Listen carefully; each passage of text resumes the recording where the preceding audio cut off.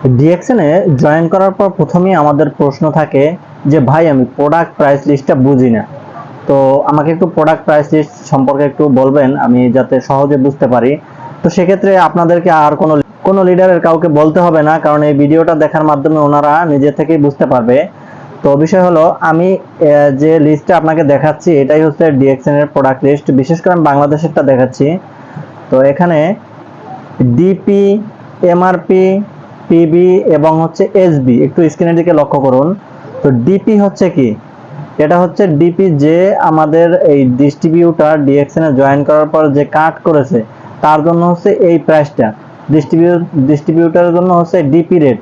তো আপনি যে কোনো প্রোডাক্ট ডিপি রেটে কিনে এমআরপি রেটে বিক্রি করতে পারবেন। এমআরপি হচ্ছে ম্যাক্সিমাম রিটেল প্রাইস, যেটা কাস্টমারের জন্য। যার কার্ড আছে সে ডিপি রেটে কিনতে পারবে, আর যার কার্ড নাই, যিনি হচ্ছে কাস্টমার, ওনার কাছে বিক্রি করবে হচ্ছে এমআরপি রেটে। তো আমরা ডিপি রেট হচ্ছে যে এখানে কাট করছে ডিস্ট্রিবিউটর, তার হচ্ছে ডিপি রেট, আর যে কাস্টমার তার হচ্ছে এমআরপি রেট। তো তারপরে আমরা আসবো পিবি। পিবিটা কিন্তু আমাদের মেইন, যারা ডিএক্সএন বিজনেস করে আমরা সবাই জানি যে পিবি হচ্ছে পয়েন্ট ভ্যালু। তো পয়েন্ট ভ্যালুটা কি, আমাদের এই পয়েন্টের মাধ্যমেই কিন্তু প্রমোশন হয়, পয়েন্টের মাধ্যমেই কিন্তু ইনকামের লেভেলটা বাড়ে, পয়েন্টের মাধ্যমেই কিন্তু পজিশন বাড়ে। তো সেক্ষেত্রে পয়েন্টটা অবশ্যই বুঝতে হবে। তো পিবি হচ্ছে পয়েন্ট ভ্যালু, প্রত্যেকটা প্রোডাক্টের সাথে পয়েন্ট থাকে। আচ্ছা, তারপরে হচ্ছে এসবি। এসবি হচ্ছে সেলস ভ্যালু। তো এই সেলস ভ্যালু এটা আমাদের ধরতে হবে না, আমরা এটা হচ্ছে কোম্পানি হিসাব করবে।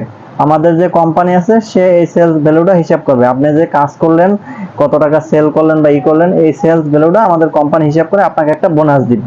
এটা হচ্ছে সেলস ভ্যালু। তো প্রথমে আমরা কি করব, ডিপি। ডিপি হচ্ছে যে ডিস্ট্রিবিউটর তার রেট হচ্ছে ডিপি। ডিপি রেটে আপনি একটা প্রোডাক্ট কিনে একটা কাস্টমারের কাছে এমআরপি রেটে বিক্রি করতে পারবেন। ম্যাক্সিমাম রিটেল প্রাইসে ওনার কাছে বিক্রি করলে সরাসরি এখান থেকে একটা ইনকাম আপনি পাচ্ছেন।